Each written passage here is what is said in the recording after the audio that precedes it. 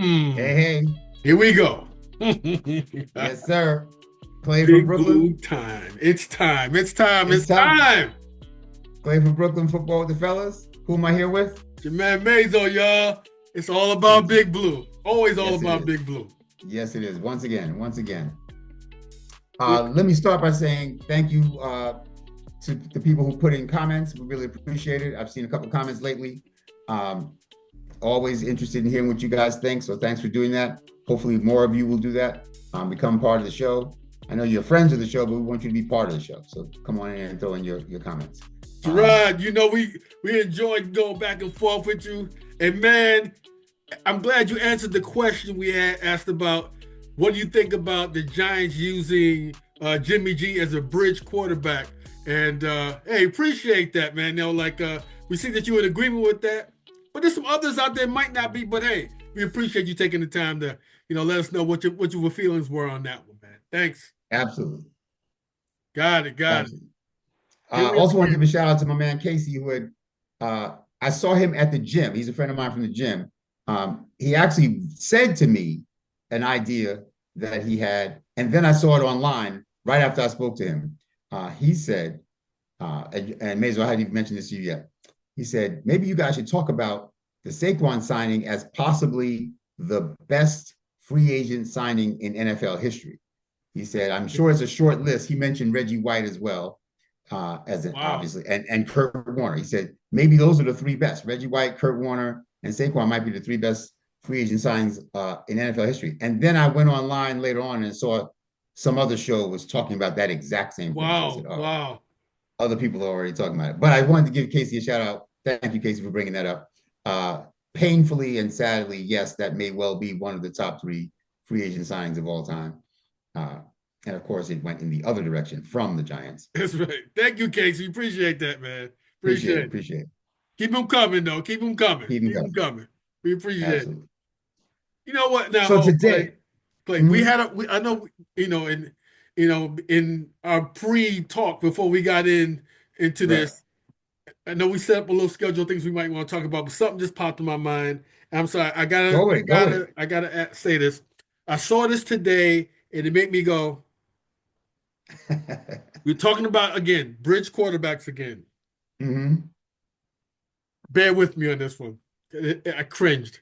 Again, Sam Darnold. I'm sorry, what? They're bringing up Sam Darnold.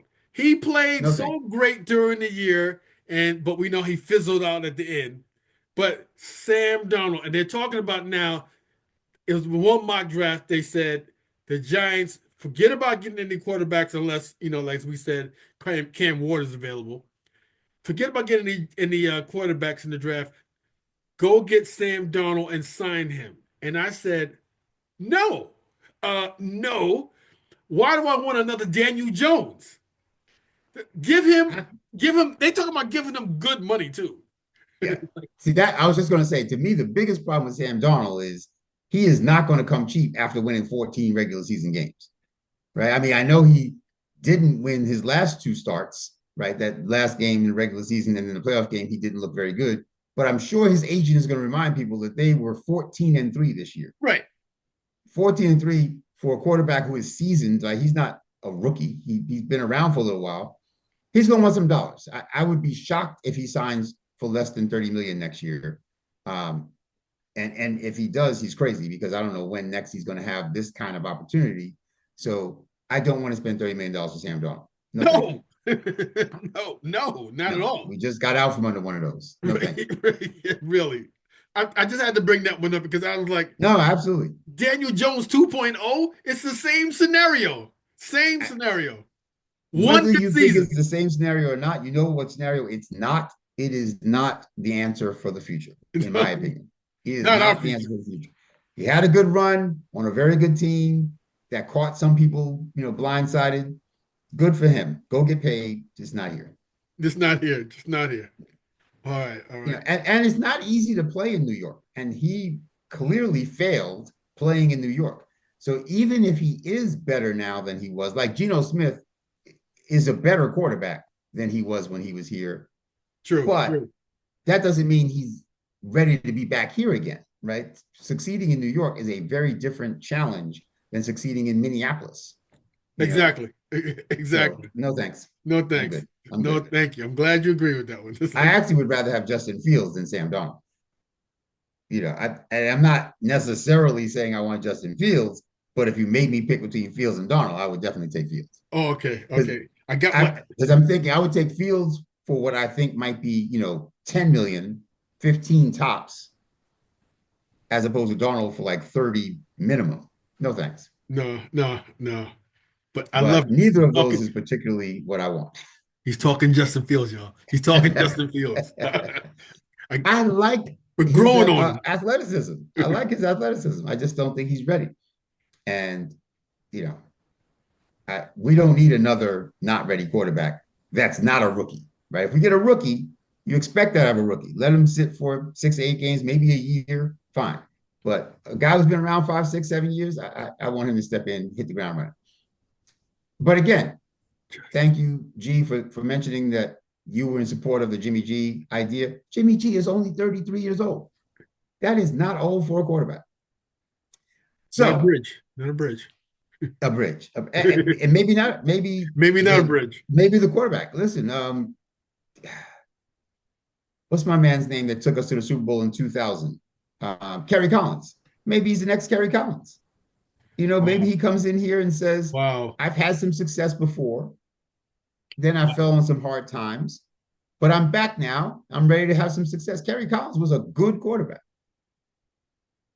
For a bit. We went to a Super Bowl with Kerry Collins. Yeah, that's true. He had a good run. He had a good, he had a good run. That's all you ask. So I'm just saying, maybe we are looking at Jimmy G as the wrong thing. Maybe he's not a bridge quarterback. Maybe he's the quarterback. And then 2 or 3 years from now, maybe we get some young buck to come in and and take over. Anyway, what I wanted to talk about today is the East-West Shrine game that Oh comes up yeah. next weekend. Oh yeah, that's gonna be good. That's gonna Uh, be good. that and then the week after that is the Senior Bowl. So we got some pretty good crop of prospects in both of these games that could really make a name for themselves or not, and really take advantage of this opportunity to play, in a situation where it's good on good, right? You're not just playing against, East Podunk State Right, right, right. and beating them 56-0. You're playing against a lot of, like an all-star team. You're playing against a lot of teams' best players who all are either seniors or draft eligible and are getting ready to, they're showing their wares so they can get drafted, right? So this isn't week 5 against, Illinois Tech. This is, and you're being coached by NFL coaches, Which yeah, which means yeah. you're also, in meetings and interviews and whatever with NFL, this is an important job interview for them. So I know we're going to see people, putting their best foot forward. Yeah, the So practice is really important. Really important. practices are more important than the game. The practice week is more important than the game to me. The East-West Shrine game, sure, I'm going to watch that, but you're right. The 3 days of practices and all the meetings and all the interviews, that's where they're going to make their name. But I just want to mention a couple of names at some key positions for us that will be in the East-West Shrine game. I'm surprised at the two quarterbacks that are going to be in this game, Kyle McCord and Shedeur Sanders, because usually the Shedeur, Senior Bowl has the bigger names. Shedeur is going to be in this game. Shedeur is going to be there. Shedeur is going to be in the East-West Shrine game, and so is Kyle McCord. And for my money, that's quarterbacks 2 and 3. We may disagree on which order is 2, which one is 3, but that's the second and third quarterbacks in this draft for me. So I'm surprised they're both in the East-West Shrine game, but they should both get serious burn this week, right? They're going to get a lot of reps.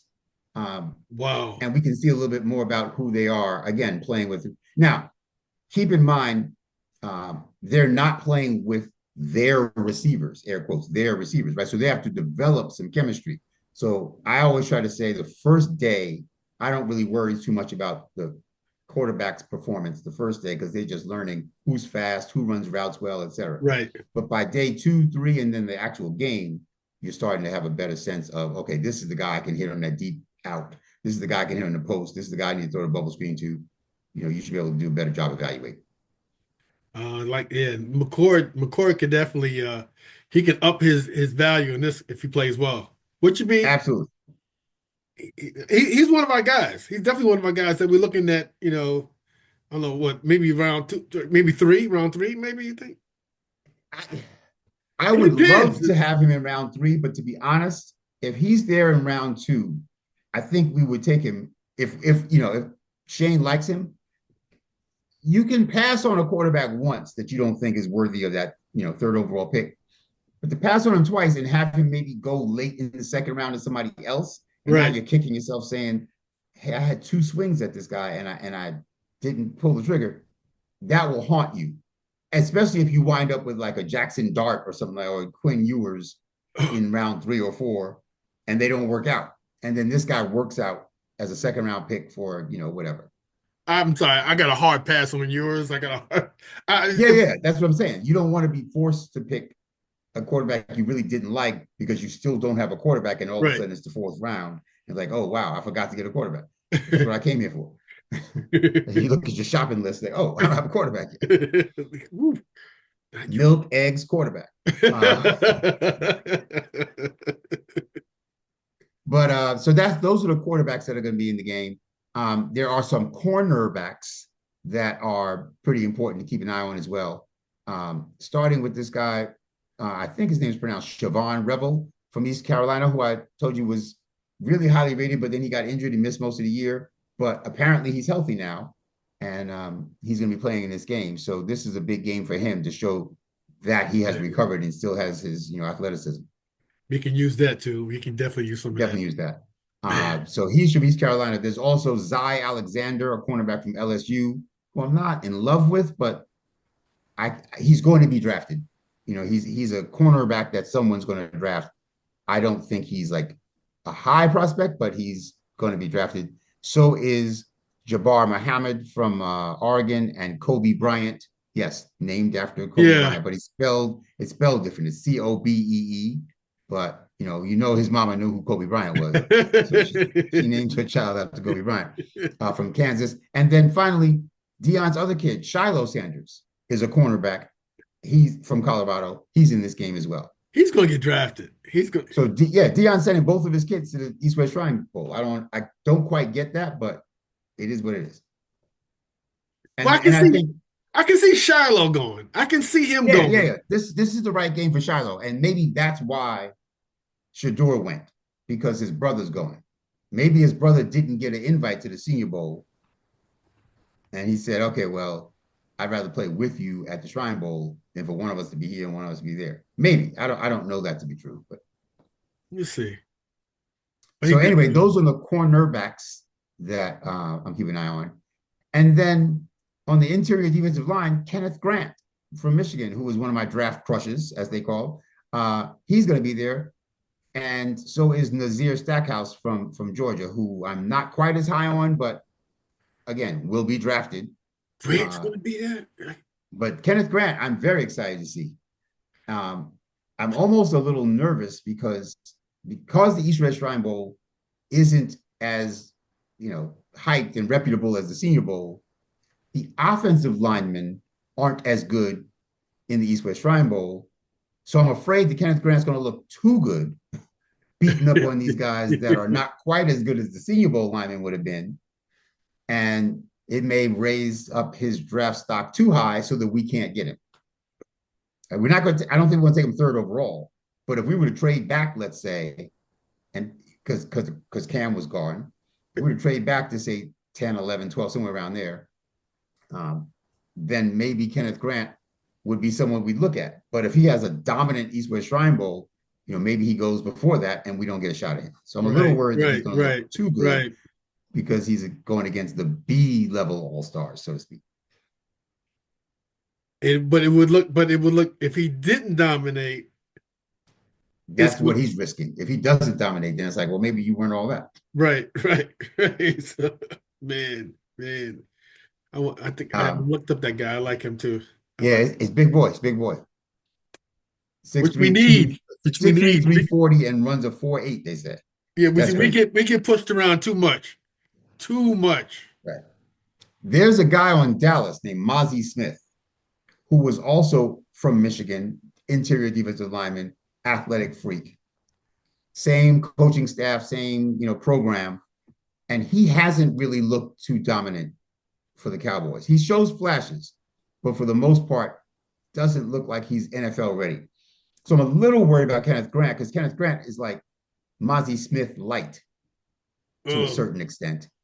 That you just because somebody comes from the same school doesn't mean he's going to have the same problems. I mean, C.J. Stroud came from the same school as Dwayne Haskins, but he played a lot better than Dwayne Haskins and Justin Fields, right? Dwayne Haskins, Justin Fields, C.J. Stroud, they all came out of quarterbacks at Ohio State. People saying, "Oh, you can't take a quarterback from Ohio State; they're not any good."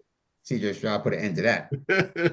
So, but I'm just saying that Kenneth Grant may have raised an eyebrow to because of what Mozzie Smith did, because he's built similarly and is a similar type of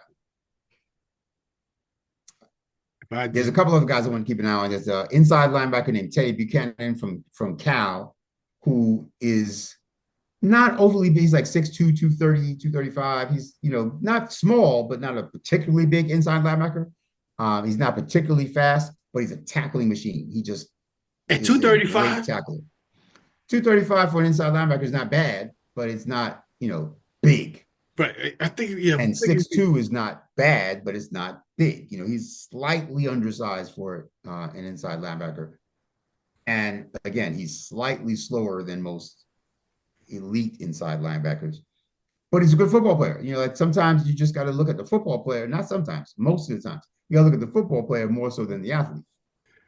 He won't be an every down guy then if he's not. No, I guess it depends on the scheme you're going. Despite not being elite fast, he's very quick, good change of direction. He's actually a pretty good coverage linebacker. Like that's one. He tackles well. He covers tight ends well.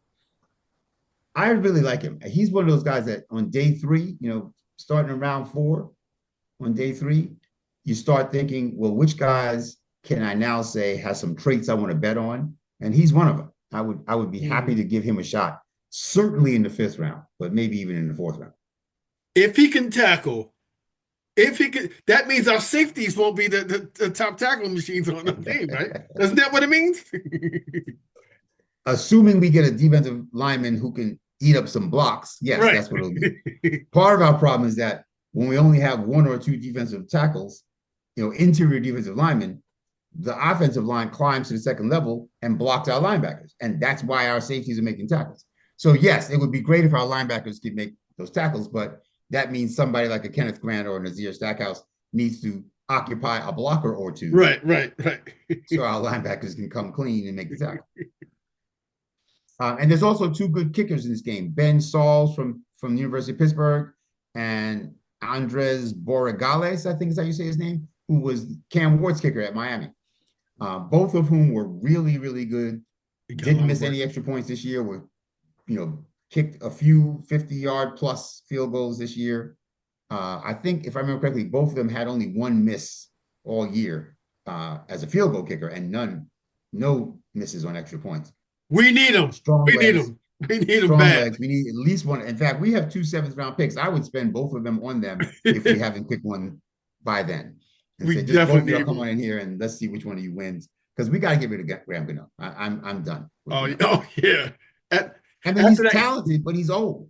And he's breaking down, and he's out there trying to make tackles on kickoff returns. And I'm like, get off the field. Go pick up the tee and go sit down. And we can save money though, too, right?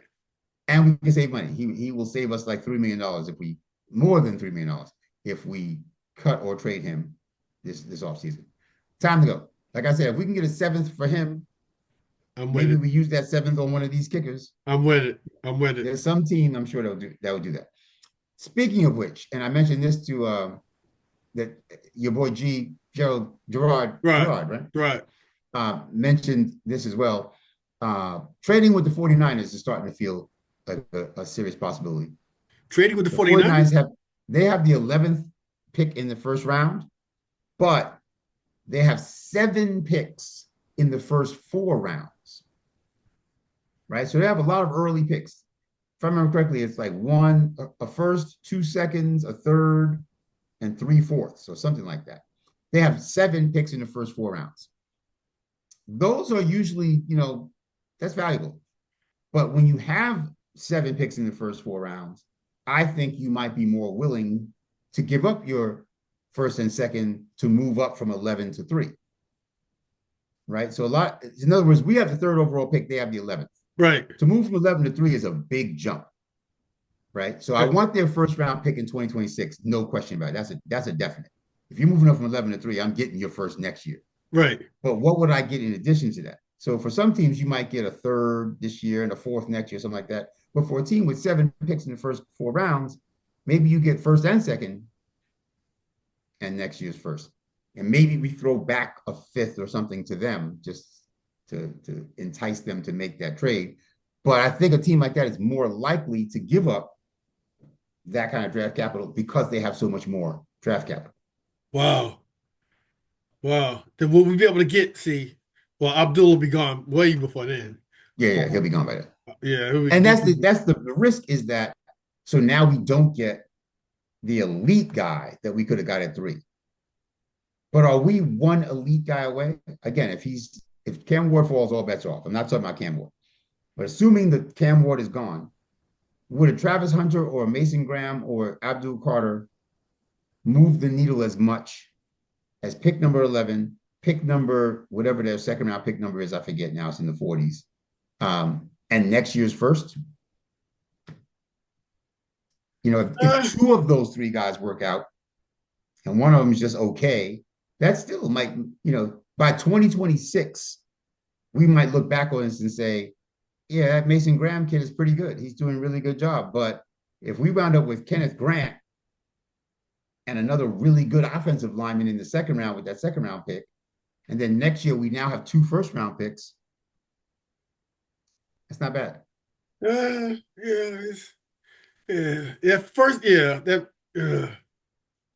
It's that first next pick. Year's first that's got to happen. I don't want it if it's not next year's first. Yeah, I agree with that. Oh man, you didn't even mention Travis Hunter. You just didn't even mention. No, I did. I said if I mentioned him, I said if we had the choice of either Travis Hunter, Mason Graham, or Abdul Carter at 3, assuming that the first 2 picks are quarterbacks. If that's our choice, we could have that one guy, and I'm looking up San Francisco right now. I'm at tankathon.com right now. Yeah, they have the 11th pick, the 43rd pick, and then they've got 2 thirds, 75 and 99, and 3/4, 111, 137, 138. So I'm saying you give me 11 and 43 and next year's first, right? And we already have 34. Our second round pick is the second pick of the second round, right? Right. So we're going to be going 11, 34, 43. And then we have the first pick in the third round. So we would have pick number 65. Like that's starting to feel like we can plug several holes. And then, like I said, and then have 2 firsts next year. I guess the question is, does San Francisco think that 3rd overall pick is worth them moving up for and giving up this much draft capital for? And I think they might. I think they might say, we have no business having the 11th pick. We are a much better team than this. We had a lot of injuries and issues that were unexpected this year, but we're going to be back next year. We're going to be competing next year. And if we get one more, like if they put Abdul Carter opposite Nick Bosa coming off those edges, for example, it could look dangerous out there. Or if they're still concerned about their wide receiver room because they've had a lot of injuries and issues with wide receivers, and they decide, okay, I'm moving up to get this guy Tetsuara McMillan from Arizona, or Luther Burden or Isaiah Bond. Like there's a couple of receivers that other people seem to feel are just as good as McMillan. I don't, or Travis Hunter. They might say, what? Oh, that's another thing. So Charvarius Ward is a cornerback on San Francisco who's a free agent, who they may not be bringing back. So they might say, listen, let's take Travis Hunter at number 3 we only need 5 or 6 plays a game from him at wide receiver, but he can be the cornerback that replaces Charvarius Ward and give us a little support at wide receiver from time to time as well. That might be enough to make them the favorites in the NFC West again. And that might be what they're looking at. Can we throw I'd a? rather have that guy. Could they throw a player in? Can we grab one player from them with all the with the picks? Can we get like one of the linemen or somebody? I obviously we should ask, but Yeah, I I would would definitely think if ask. we can get 1143 in next year's first, I think that That'd be that might good. be as far as they're going to go. As it is, I think we may have to throw back like a 5th-round pick or something this year to offset that a little bit, but maybe not. I mean, listen, I've seen the Jets moved up to take Sam Darnold. They moved up from 6 to 3, and they gave up 3 second-round picks for that. 3 second-round picks, which was, I think, ridiculous to move That's up the three Jets. spots. That's the Jets. But it was the Jets, and they do ridiculous things. And of course, it was for a quarterback. When you're moving up for a quarterback, I guess you expect to overpay. But San Francisco wouldn't be moving up for a quarterback, so they probably wouldn't be as desperate as the Jets were then. But listen, 1143 and next year's first, I'm good. So that's my latest.